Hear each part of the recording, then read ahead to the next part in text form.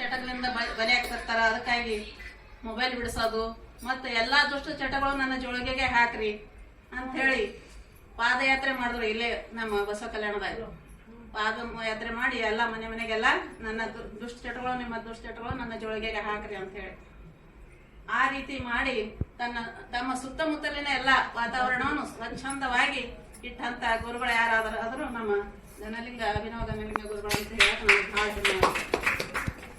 ಮತ್ತೆ ಎಲ್ಲಾ ತರದಲ್ಲಿನವರ ಒಂದು ಸಾಹಿತ್ಯದಲ್ಲಿನೂ ಮುಂಚೂಣಿ ಎಲ್ಲರ ಚುಟುಕು ಸಾಹಿತ್ಯದ ಸರ್ವಾಧ್ಯಕ್ಷರಾಗಿರು.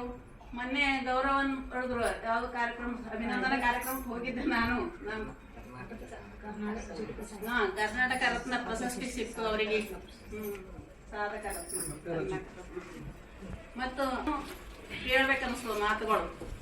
ಒಳ್ಳೆ ರೀತಿ ಓದ್ಕೊಂಡು ಒಳ್ಳೆ ಮಾತುಗಳನ್ನ ಹೇಳ್ತಿರ್ತಾರ, ಕೇಳ್ಬೇಕನ್ನಿಸ್ತಿರ್ತದ. ಈ ರೀತಿಯಾಗಿ ಗುರುಗಳ ಸಾನ್ನಿಧ್ಯದಲ್ಲಿ ನಾವು ಎಲ್ಲರೂ ಮುಂದೆದ್ದು ಜ್ಞಾನದ ಭಂಡಾರವನ್ನು ಅವರಿಂದ ತೆಗೆದುಕೊಂಡು ಧನ್ಯರಾಗಬೇಕು ಅಂತ ನನ್ನ ಅನಿಸಿಕೆ.